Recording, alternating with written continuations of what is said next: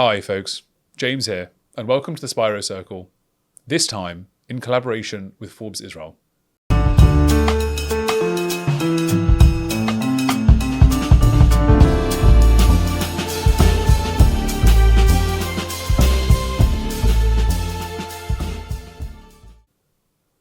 TLV Partners is a seed stage early investment fund coming out of Israel where they identify all these different companies in Startup Nation. I spoke to Brian about what it means to be what he described as a disciplined generalist. Now, that's not just him, that's the whole mantra at TLV Partners. They're a generalist fund, but they really take their time to focus and hone in on different markets that they believe may show promise in the future. They also invest in founders who are in that dreamlike space when they are absolutely adamant that their company is going to change a market or create a market.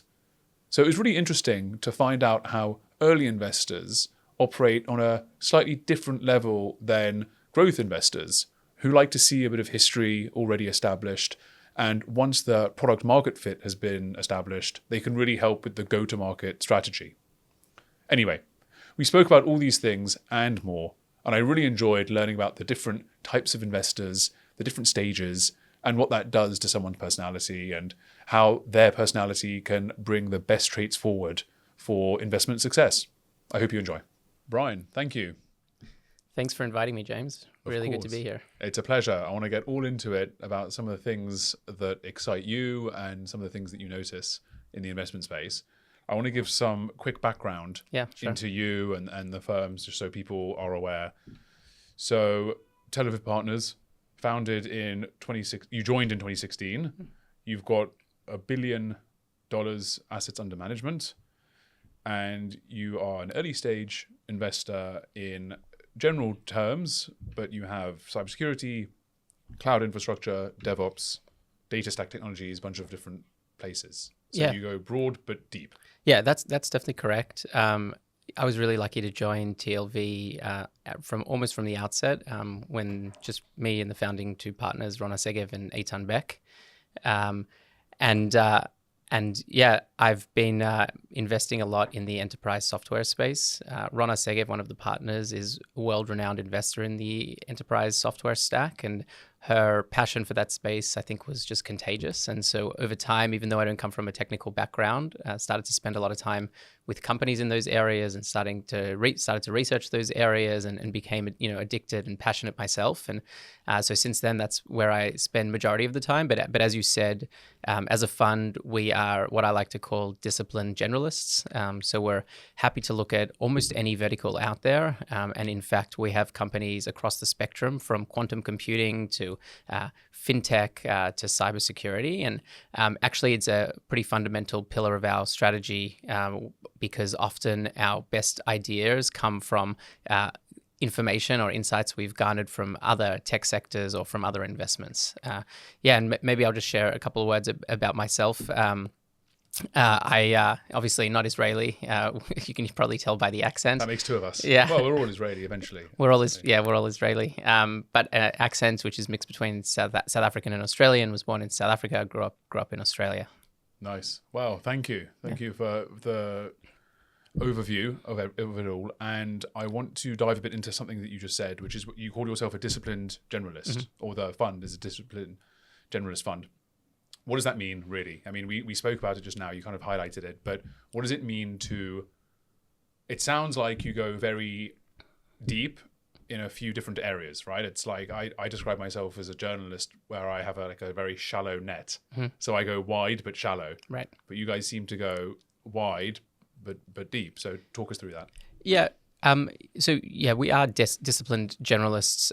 We want to look at every new technology trend, and we want to look at all verticals across the board. And firstly, we're just extremely curious people, so we're always tracking up and coming technology trends. So we're doing that naturally or organically.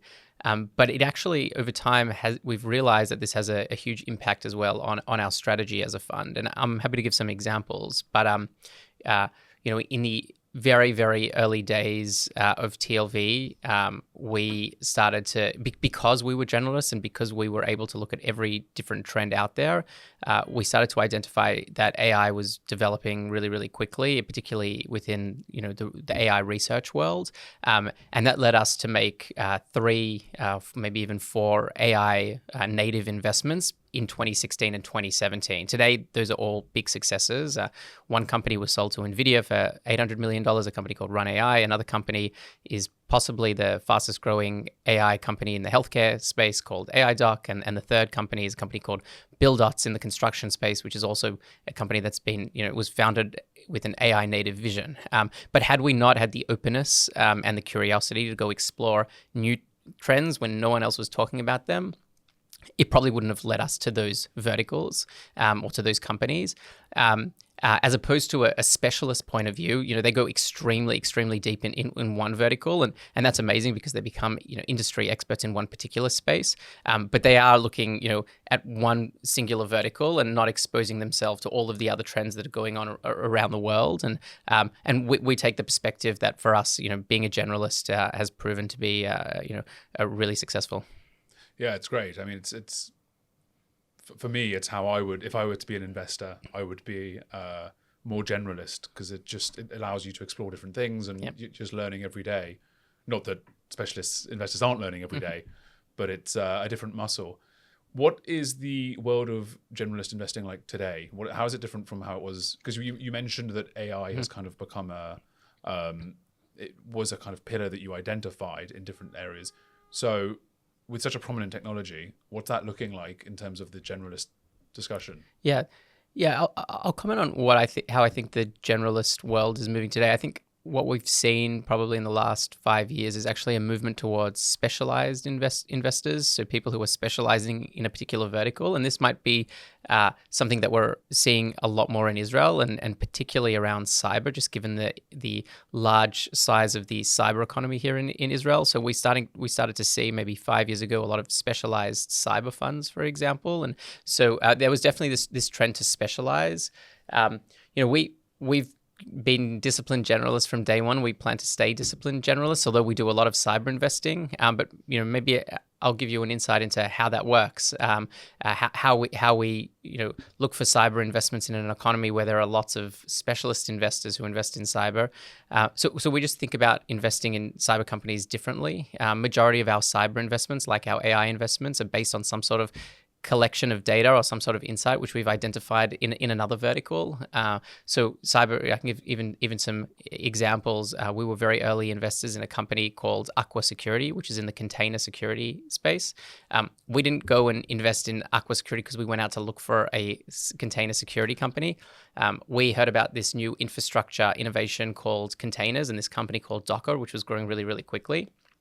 And started to do a deep dive into that because that's what we do as generalists. We hear about a new technology trend, we're curious about it, we go and dive deep. And as we were doing, and as we do with any research project, we ask ourselves if this technology trend emerges and finds its way into the enterprise, what are the security implications that's going to have? And when we looked at that question, we realized it's going to have big security implications and therefore enabled the creation of a new category called the container security space, which was later called CNAP and CWPP. And that's what led us to our investment in Aqua. And we can basically tell that story for every new cyber investment that we do. So cyber is, because cyber's like its kind of own pillar, like cyber obviously is one of Israel's biggest areas, and it's kind of in some way, and I know we've touched on this before, it's kind of becoming cross-departmental, right? It's cross area. It's not just the security people or it's not just the software people. It's becoming, cyber specifically is becoming something that everywhere in the company needs to know. So how does that change your view on cyber, or how does that change the behavior of cyber? Yeah, I think that's a really good example. Another trend that we identified outside of cyber was that there were lots of different departments in the organization that need to be more cyber aware, or that cyber is impacting them. It wasn't just the security department, and which is why cyber tools that target the intersection of departments, the intersection between the infrastructure people and the cyber people, or the developers and the cyber team, and or the DevOps team and the cyber team are actually really interesting things to look at. And we heard this actually by speaking to developers and speaking to DevOps people and speaking to infrastructure people, which led us to the conclusion that there were interesting intersections to make investments in, and we've also gone and done a bunch in those spaces as well. When I heard about, because I heard about that recently, how that's happening, and it kind of reminded me of certain other mergers, like the classic, like film director and film producer having to work together, and they've got these two different departments. Or like, I always thought it was funny in a company, the marketing director with the PR guy, and then they have to, so it sounds like cyber is entering a kind of friction like that, which is super interesting. It's kind of going across all industries. Or all sectors, sorry. When you are investing and you're finding a new space, and you've decided that container security, for example, is something you want to dive deeper into, what pre-existing lessons or thought processes do you have that anchor you in some of that research that you do to make sure you're going down the correct rabbit hole? Yeah, that's an awesome question. Like the first thing that we try to do as a fund, and this is the way that we educate and inform all of our new employees, is to be very open to listening for new trends, because sometimes you identify a new trend via a throwaway comment that someone makes. And so you always have to have your ears open for new trends. And then once you do get a sense that someone's mentioned a new trend or someone's directed you towards a new trend, to be open to investigating it. What we found works for us the best is to speak to people who are on the ground, like grassroots users, rather than people who are in executive positions, like the decision makers. We get way more interesting information from the people actually using these tools, and it's usually often junior employees rather than people who are making decisions. People who are making decisions, like these new technology trends, take a long time to reach them, and then often they're misinformed about those trends, and they often react in a very defensive way. We don't need this in our organization, or this is not something we're going to adopt in our organization. We do things well already. But yeah, that's why we like to go, from the bottom up and speak to lots of people, which is why we have a big network of developers and a community of people who we can lean on when we really want to investigate these trends. Can you give an example specifically of that happening? Yeah, so containers is a great example, or container security is a great example, because at the time when we did due diligence on Aqua, had we asked CISOs, like chief information security officers, whether they were concerned about the threat of containers, they would have responded by saying, what is containers? And if they'd heard of containers, they would have said, yeah, we've heard of this container trend, but our organization doesn't use it. And when we spoke with developers, what we heard from them was totally opposite feedback, which was that these containers are incredible. We can move so much faster with them. They're so much easier to work with. We are going to adopt as fast as we can, and what we realized is as they would adopt, slowly but surely, that would move throughout the organization and eventually arrive at the CISO's desk, and too much will have been developed on containers to be able to delete that all, and so he would have to therefore go buy a container security solution. Wow, wonderful. So when it goes to the CISO desk and they have to basically make the decision maker, as you said, what generally holds them back from adopting new things? Is that just a conservative small C? They're just trying to, like, if it ain't broke, don't fix it. Like, what gets them to suddenly change their mind that the technologies that you've kind of scouted will be adopted? Yeah, no, CISOs are amazing at doing their day job, and that's what they've been hired to do. And their day job comprises of putting out lots of security fires that are going through their organization. So I actually don't think that they have the capacity to be thinking 3, 4, 5 years into the future. Their entire focus is on how to solve the problems, the threats that my organization is facing now, and they're amazing at doing that. Don't get me wrong. But what they don't have the skills for, or even the time, the mental capacity to do, is to become an oracle and start to, do the type of work that we do and try to predict, which future trends will affect them in 3, 4, 5 years from now. They're all about the here and now. No, definitely. I can. It's because we're getting now into the interesting, it's all been interesting, but we're getting into like a bit more philosophical idea of what it means to be at the stage of investing where you thrive, you being one. So we're talking now in the early stage. So that is where you spot something in a market, or something lacking in a market, or something in a founder. And you, as you said, you're looking 3, 5, 10 years ahead. Correct. It's a bit more, you have to be, I thought about this the other day, you have to be a bit of a dreamer to enter that space. You have to match that entrepreneurial spirit, because a lot of people don't see the dream or see the trend. Right. So is that what attracted you to the early space, the early stage? Yeah, there are a lot of things that attracted me to the early stage, but one of that was just this organic curiosity for new technology. I think as an early stage investor, the number one thing you need, maybe besides being able to assess people, is the ability or an organic passion for technology. We see hundreds, thousands of new companies and new ideas where they pitch to us, and most of the time we don't have any intuition as to whether that's going to be, because we were never a buyer of the type of product like that. We don't have the natural intuition as to whether this is going to be something that solves an actual problem. And every single time we meet with a company, we have to do a little dive and figure out whether even without the intuition, this is going to be something that's going to, solve a problem or, inject itself into the enterprise. And so you definitely have to be curious about it. The other thing that attracted to me about seed investing, and this is something that I've learned throughout the years from my partners who have been leading seed investors for many years, is that unlike later stage rounds, which are extremely analytical. As an investor, you look at the numbers, you look at the metrics, you look at the company growth rate and efficiency metrics and things like that. When you're making a seed investment and when you're working with a seed company, actually the reality is very abstract.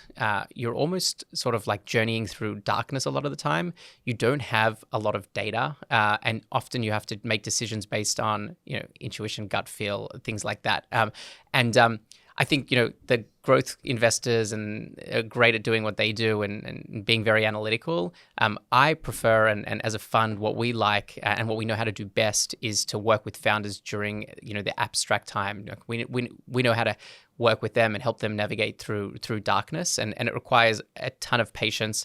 It also requires a ton of flexibility, because as a company moving through dark or moving through the abstract, you have to be willing to make lots of changes all of the time, and you have to be willing to react to new market information or data, which is why I think it's really, really difficult for investors who are really used to going down the analytical path of investing to then invest at the seed stage. They're often surprised by the lack of data, the amount of times we have to make a decision based on very little data or no data or intuition or insight from the founder. But that's what we love. We love that creative phase. We love that abstract phase. And that's one of the things I love about what I do today, because last week I was in this exact seat speaking to a growth investor, telling me the other side of that coin, saying that the early stage, they go off and they kind of dream up something, but we like to see metrics behind. We like to spot a pattern and then help them grow on that, on that pattern. So one of the joys that I have is hearing all of the sides of the investment stage. Sure. Now, obviously, it's been said to death that founders have this dream and this spirit, and they have, dreamer, crazy, whatever, and you kind of have to be to do all of those things. Investors, I imagine, are a lot more just like measured by personality. Talk me through the investor mentality of an early stage person. So we touched on it just now, but is it something you share with the founders? Like, do you see yourself in the founders, or do founders see themselves in you? Like, what does that synergy look like? Yeah, we need our founders to be a little bit crazy. They have to have those crazy dreams and visions. I think as a firm, as TLV, part of our investment strategy and part of our culture, which is why I think a lot of entrepreneurs come to us for investment, because it's something that is known in the industry, is that we never think of ourselves as there on the board investing in order to manage or make decisions on behalf of the company. That's a really important line that we strike. We're rather there to be a bouncing board and a support act for founders. And the reason why we never, and by the way, old school VC 10 years ago, 15 years ago, and sometimes even today, it's very common for the board or investors on the board to consider themselves as the ultimate decision makers, the managers. But we think that the best way to manage a relationship with the founder is to realize that they are the industry experts. They're on the ground in their market with their product, with their customers 24/7, and therefore have access to all of the data. And they had the initial insight as well.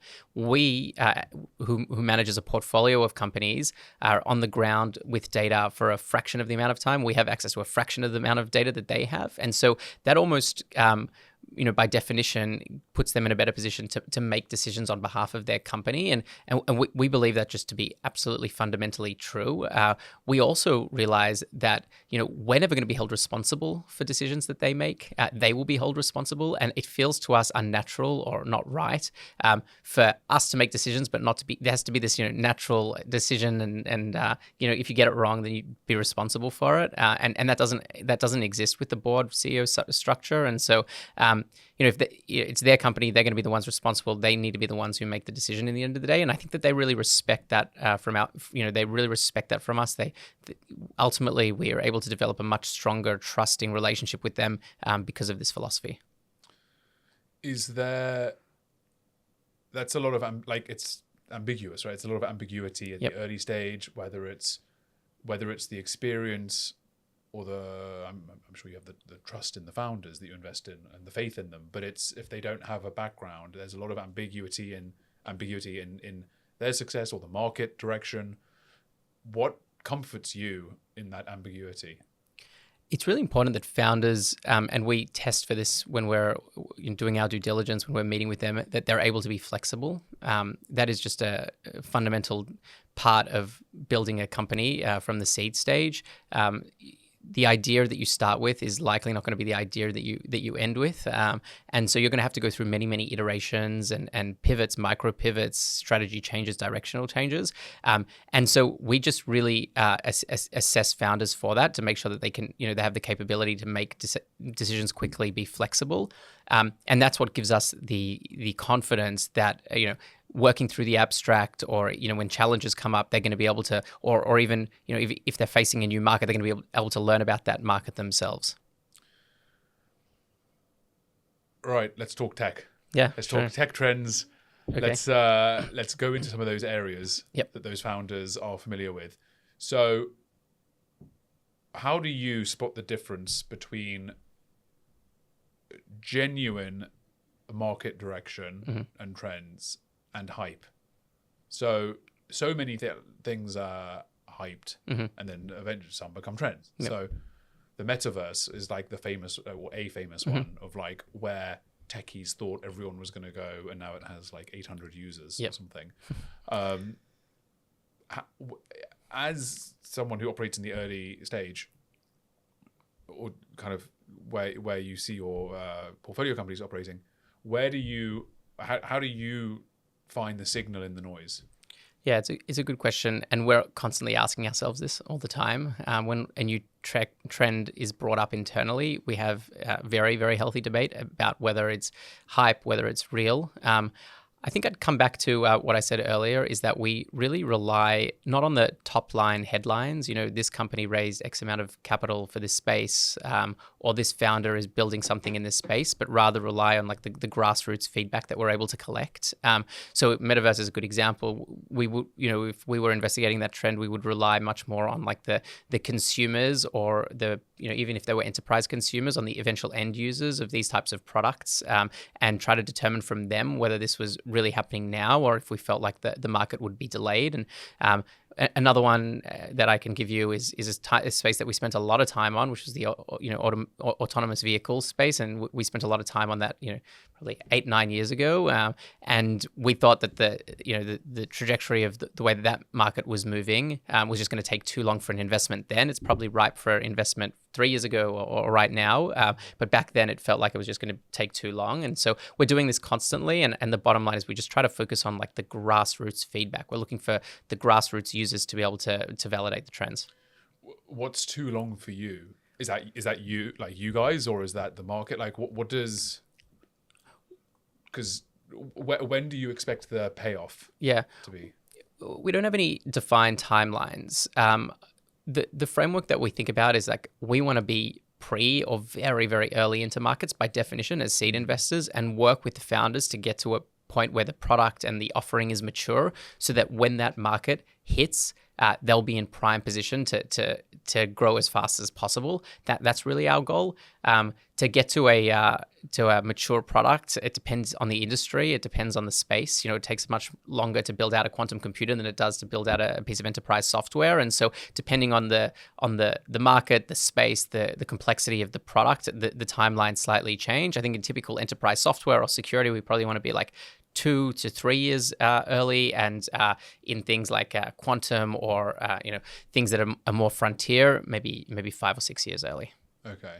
Do you anticipate? We just mentioned self-driving cars, and I remember writing about self-driving cars in 2017 because then Elon Musk was saying next year it'll be level 5 autonomy next year. Right. So that was like almost a decade ago now. Yeah, that's a good top line headline that we wouldn't rely on, and rather look at the grassroots users. Yeah, because I think that anyone that was kind of looking then would be like, actually, I don't think that's Are there any other industries that you can point me towards that either have the legs of cybersecurity or the kind of shakiness of the autonomous vehicle kind of discourse from a decade ago?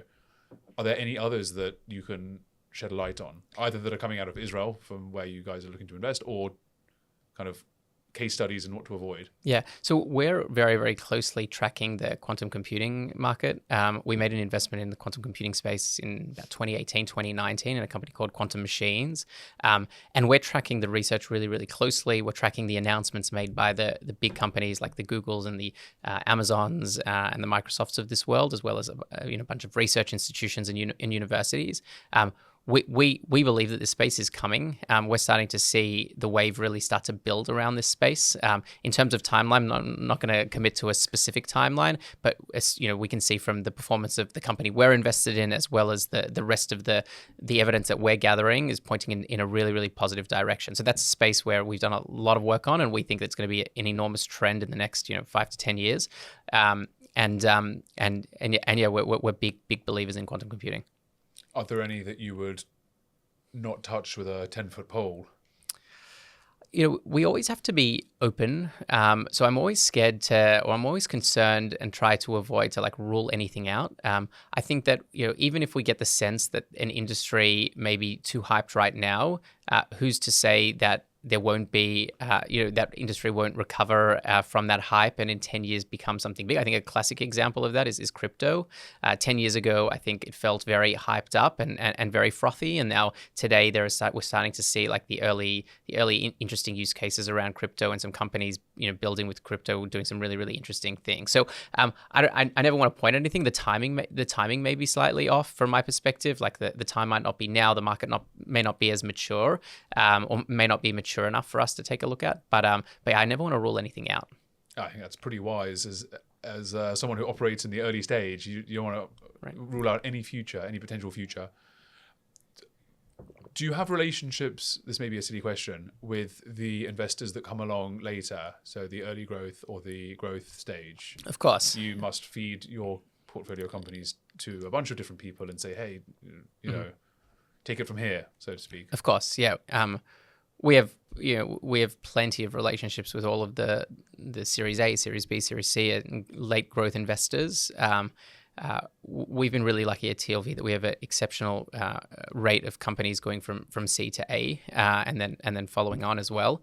And a lot of those rounds are done by US funds, international funds, some of the top tier funds around the world, and they like the way that we work. I think the way that we work is very similar to the way that things are done in the US, and specifically in San Francisco in the Bay Area. And so they like our culture. They like the way that we work with entrepreneurs, our friendly nature towards entrepreneurs, and how we support entrepreneurs. And so it naturally attracts them to our portfolio. And we're engaging with them all of the time. And then on the other side, with our early stage founders, I think a big part of the value add that we can provide early on is help them design and plan their next funding round. And, that requires thinking ahead of time. That requires meeting certain metrics, figuring out when the time is right for that round, strategizing around, when will we see momentum in this company, strategizing how you put that round together and which partners suit that company. So we do a lot of work both with, building our network with the funds, but also with our own companies to manufacture, to design around that best suits them. Okay, cool. That's cool. Talk me through what that looks like then, the building of the round. Because I used to receive the round, right? I used to get the info. I still do, but I get the funding announcement. Obviously, there's like months of work ahead of that moment. Sometimes not, but usually. Talk me through what that looks like in terms of choosing the right time, choosing the wrong time, avoiding the wrong time. Like how do you operate that? What's your role in that? Yeah, there's so many factors. We probably won't be able to cover them all right now. But the first thing to think about is, I think, what does the company actually need? What sort of resources do they need, and who can provide those resources? Who's willing to provide those resources? The second thing is, who is culturally aligned with you? Which types of funds are interested in this space? Which partners at those funds have are people who we think that the founder will get along with, who will be suitable to work with the founder. And different founders need different things, by the way. Some founders need help on the go-to-market side. Some founders need help on the investment side. Some founders don't need any help, and they just need you to step back. And so, you start to plant seeds in the minds of some of those later stage investors that we think that this company's suitable for you. It's a good match for you. And then depending on what the founder wants to do, we can try to orchestrate certain meetings and then you always want to go out to fundraise with confidence. So when there's momentum, when things are going well, so you try to pick a time where you think, well, things are going really well right now. We just signed a couple of really interesting customers. We just closed some really interesting partnerships, some really big hire that we can use as part of our story and our narrative to these investors, and then that's usually when we send them out. What role do you play in framing those narratives and stories? Now, you said you don't like to interrupt your founders if they're, which is a valid belief, but you're there at the start. I'll correct the language. We definitely don't like to interrupt the founders. We don't like to manage the founders, right, is a better way to put it.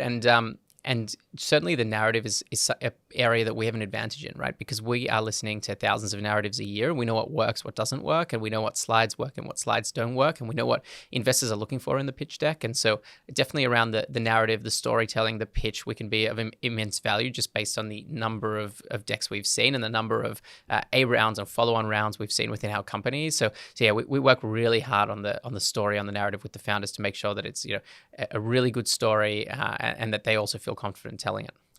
And is that a market story or a founder story or a company story? Like what? It's case dependent. Yeah, it's case dependent. Ultimately, you want all of those stars to align. The market's about to hit, and the founders are perfect for this market, and there's growing traction. And I have one company right now where I feel like all of the stars are aligning for it. It's a company called Kodo. Itamar Friedman and Dedi Credo, the founders, were two founders who came from the AI research space, and they started this company pre-ChatGPT. So before ChatGPT had come out, and they had the insight that ChatGPT would come out and that AI was on the brink of blowing up, and it was time to start something in the code generation space. And they specifically focused on code quality. And so they're now at their Series B, which they're fundraising for, and all the stars are aligning. These are people who came from that world, who are industry experts. The AI is blown up and is becoming part of everyone's lingo. Code generation is like the first amazing AI use case, which is penetrating the enterprise, and they have a tool which helps with ensuring the quality of that code, which is also critical for enterprises who would never be willing to release or push code into production until they have comfort that the quality of that code is on par with their quality standards, because they would never want to compromise the user experience or the customer experience on the other end. What was their story? And you maybe you don't. Maybe you have to. You don't know off the top of your head. What was their story pre-ChatGPT that helped sell them? Because now it's easy. You're like, oh, ChatGPT's here, and you need safety, and that's what this company does. So before that, what was their story? Yeah, so they specifically provide code safety. I would replace that word with ensuring code quality. Right. And their insight was that they came from the AI research world. They started to see the progress of these large language models, and they also started to realize that these large language models can generate code in an incredibly amazing way at scale, at really, really fast. And they knew that developers were just going to adopt this because so much easier for developers to operate when they can generate code rather than having to think about every word, every letter, every line of code. There's one mistake and you have to find the error. Yeah, and so they realized that this was for sure going to be a use case, and decided that the problem that would be created as a result of this explosion of code generation would be the quality problem, that organizations would all of a sudden be generating 10 times or 100 times the amount of code than they had done in the past. And the humans who review this code, the senior developers who review this code would basically, will be the bottleneck of the organization. And you need to, in order to open up that bottleneck, you're going to have to provide something that uses AI to assess code and to test code and ensure that quality is high. So that was the insight that they have. That was the story that they told. And and we're seeing all of the stars align right now. Is there a company or a market that you didn't go towards that you may regret, or not regret, but you may have thought, oh, the one that got away? And maybe you don't want to name them specifically, but is there? Yeah, there must be a bunch of them. There's companies that got away, and there's companies that we invested in, and the market never arrived, or maybe arrived in a delay, or too delayed. A really good example of one which we had the intuition that we were right here, but we never ended up doing the investment, was in security for developers, companies like SNCC or open source security. We had the intuition that this was going to be a big space, and for various reasons we didn't invest in that space. And then there were trends, today no one even talks about them, but things like serverless infrastructure, serverless technology, which we thought was going to compete with containers and potentially even be bigger than containers, and we invested in that space, and that took a while. Today it's being used a lot, but it doesn't have the brand that containers have, and so that never eventuated. But that's part and parcel. Part and parcel. Yeah, you gotta, you're gonna put your coins in a few bags that don't return. Let's talk about you then. Let's target in. So you moved here a few years ago from South Africa / Australia. South Africa, then Australia, right? Or Australia, then born in South Africa, grew up in Australia. Great. Yeah. So what's it been like on a personal level? What's it like moving here, being here, and then diving into Startup Nation? And that's where you're kind of, what does that look like? Yeah, I've been doing this job for so long. I've been in the VC ecosystem for so long. I feel like, Brian and VC are just sort of inherently connected. And so, one of the things that I felt when I moved from Australia to Israel, and then started to spend time in the startup world and in the business world, was the level of motivation in Israel is just far higher than I would say the average level of motivation for an employee outside of Israel, or particularly Australia, which is what I know best. It feels like here there's something driving people to work really, really hard that is beyond just monetary gain or monetary success. It feels like it's ideological. It's like ingrained into society that we have to work hard in order to continue to develop this country. And I saw that firsthand. Like I saw what the culture was like in Australia, and I see what the culture is like here. And I think Australia is definitely improving, and they're definitely developing their startup ecosystem. But it can't be compared to the level of motivation that employees, founders have here. That was just a stark contrast. Well, because they both have the beach to distract them, right? Exactly. Yeah, so it must be tough. This may be a bit of a side topic. What's Australia's tech ecosystem like? Yeah, Australia's tech ecosystem. Which I have zero follow-up questions, by the way, because I don't know anything about it. Yeah, that's okay. Yeah, so I track it a little bit. I'm not deep in the ecosystem, but over the last 10 years, I've definitely noticed more funds popping up in Australia, more startups who are arriving on the global stage from Australia. So there's definitely interesting things happening there. There are lots of opportunities. Australia is a great country, first world, strong population, strong education system, strong university system. So there's no reason why there shouldn't. But I think it pales in comparison to the intensity of this and the concentration of this industry in Israel. And so what brings that concentration and intensity to Israel? I mean, so many people would say the army or the war or kind of volatile area, like volatile region. What would you say is the... I think it's all of that, but I think underlying all of that is this notion that everyone is here for the purpose beyond just their own individual success or their own individual monetary reward at the end of the day. It's that we're still in the early stages of building this country and developing this country, and that I think that ideology is like a motivator that is far more motivating than money at the end of the day or wealth at the end of the day. I think that's what drives people to work really, really hard and be very innovative. But all of those things that you mentioned have a factor for sure.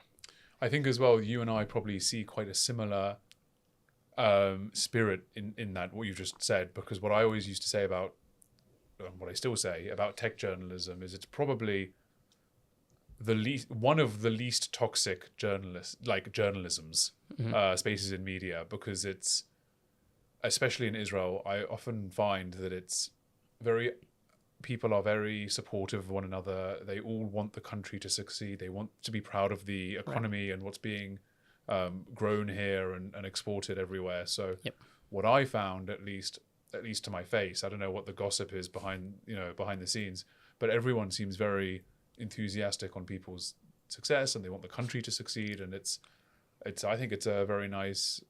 For sure. For me, I've enjoyed reporting on it. We see this day to day.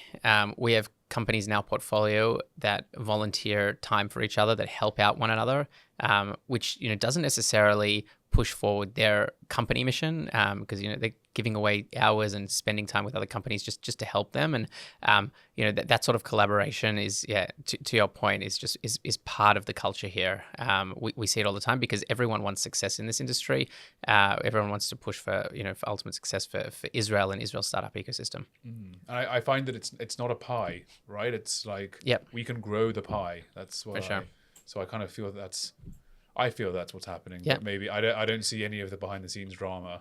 Yeah, but behind the scenes, I think you'll see even competitors are collaborating for the ultimate success of the industry. Yeah, exactly. Everyone's fighting for the same thing. It's I kind of be facetious when I say that. Yeah. One note on media, which I found interesting. So I moved to Israel over 10 years ago, and would track everything that was going on in the technology media and the startup media, and just to maybe frame the development of this industry is I remember back then, no matter the exit and no matter the size, it was front page news.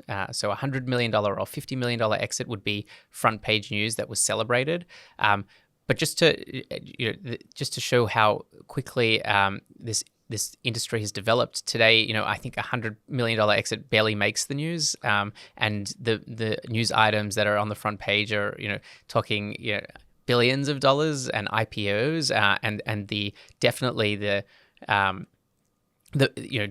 the scope of winning has grown, and people are far more ambitious. And we're also seeing lots of serial entrepreneurs come back to becoming they found something, they sell something, they come back to the industry to build something really, really big and impactful. And so that's the way that I've tracked how media has developed. You can sort of see the development of the ecosystem through through reading the news, which is pretty cool. Yeah, no, certainly. And different media outlets have different thresholds. Right. I found as well. So this was years ago, but it would be when I was working in PR before I was doing what I was doing. The clients would always want to go into TechCrunch. That was always the thing. Right. Get us into TechCrunch. Right. And what we used to say is, TechCrunch doesn't look at anyone under 8 million. Right. Which funding round. Yeah, funding round. Right. Yeah. Unless you've raised more than 8 million, they're not even looking at you. But 8 million is such a tiny number now in comparison. And that wasn't even so long ago. That was only a few years ago. And there was a phase a few years ago where the seeds coming out of Israel were like, I mean, even now in some AI spaces, it's like $20 million seed rounds. So I don't know. For me, my personal view is that last time that happened, it ended up kind of collapsing. But I don't know if it's going to happen again. What are your thoughts on the size and scope of funding rounds as they change? Yeah, funding rounds have definitely gone up. As you said, we saw it in around the 21, 22 years, and then there was a correction to something sort of to the mean. And I think we'll likely see a correction. I think there is some buzz around the ecosystem. There is some fluff. these seed rounds are going to be hard to justify, and then the Series A's are going to be hard to justify even more so. So there'll be natural correction. That's not to say that I don't think AI is going to be incredibly lucrative and an incredibly big technology space. I think it's going to be enormous. But still, 20 million. It's hard to put 20 million to work in such an early stage company, and there is some sort of natural way that a company should grow. It should grow gradually. It should find its product market fit, and then expand, and then get to a point where it knows how to sell consistently, and then expand from there. And same with marketing, and same with other functions. So I think there is some sort of natural way a company should grow, and 20 million does seem like a big check. Whenever I saw those numbers, I always thought there's only so much pizza you can buy your employees. There are only so many like Yom Kefs, day trips that you can take. Does that change your check size at all? Are you influenced by any of those indicators, or do you keep not steady? So much? We're really influenced around like what does it cost to build a company in the right way. So like if salaries are going up, that can impact our check size, but not dramatically. We've never really been participants in these 20 million mega round. It doesn't fit our economic model. We also just don't think it's the right way to build a company necessarily. There are certain cases where it could be, and then I think some interesting analytics and data that we've looked at recently around these mega rounds is if you look at the mega rounds throughout the last 20 or 30 years, and then you look at the returns of those companies. So there's a lot of different ways you can look at this and play with the data. But just maybe one interesting note is that there were about 30 venture-backed IPOs over the last 30 years out of Israel. One was a mega round, 29 were regular seed rounds, and there's a lot to work around there. You have to figure out what the definition of a seed round is, and what a regular seed round is, what the definition of a mega seed round, and we put together a methodology that we think makes sense. But I think often you'll see that the returns for the regular seed rounds outweigh the mega rounds. Yeah, wow. I haven't seen that. I haven't seen that data. We should publish it maybe. Yeah, for sure. It's super interesting because. I don't know what it's like today so much, but in that 21, 22, it felt unstoppable. Yeah. But then you had the fallout, as you said, the correction afterwards. Yep. Actually, a shout out to my partner Jonathan Mandelbaum, who actually he did publish a blog on this. So feel free to any listener to jump onto our website TLV.partners and to our blog page, and I think Jonathan wrote about this. Definitely, I will definitely make sure to put the link here. Awesome. Underneath so people can look. There's one more topic I want to discuss with you today. Sure. Before we close, I want to talk a bit about. And this is something that came off. It's something that we spoke about off camera. Yep. So I'd be amiss if I didn't mention it. But what do you do outside of work? So how you relax? Yep. And it was very funny because I asked you if there was anything that you do to relax, and you listed a bunch of things, and then you said, "I suppose it's not very interesting, but," and then you gave possibly one of the most interesting answers. And you know what I'm referring to, probably. Right. Yeah. For sure. Yeah. I've got plenty of hobbies. I'm a big hobbyist, but one thing that I've sort of developed over the years is a passion for calligraphy, specifically Hebrew calligraphy. It's something that I learned about 15 years ago and have continued the practice. Hebrew calligraphy is a little bit different from other types of calligraphy, like Asian language calligraphy and things like that, because it requires extreme accuracy rather than creativity. And so I love the craft of it. I love the craft of all the different instruments that you can use, all of the different techniques, and then just being extremely accurate with the size of the letters, with the shapes of the letters, and things like that. As you said, it definitely is sort of like my form of meditation. I'm not a big meditator, but I probably get the same sort of value, the same sort of meditation value out of doing calligraphy. There is a poetry to be said about the move fast, break things, early stage, dreamer, spotting futures, right, versus the precision, focus, delicate, as you said, not creative, but, targeted and almost mathematical, I guess. I mean, I've never... For sure. Yeah, maybe you've accurately psychologically analyzed me, because maybe it is a counterbalance to the rest of my day, which is spent in the abstract, which is spent with dreamers, and which is spent in trying to navigate companies through the dark with little data, to a practice which sort of counterbalances me, which requires extreme accuracy, extreme precision, things like that. Yeah, I just think it's super interesting, and someone much smarter than me can probably make a stronger connection to that, because I'm definitely not any form of psychoanalyst, so no one should take my advice. Brian, we need to close up Yep. soon. We're coming to the end of the time, but I do have a few questions for you. Sure.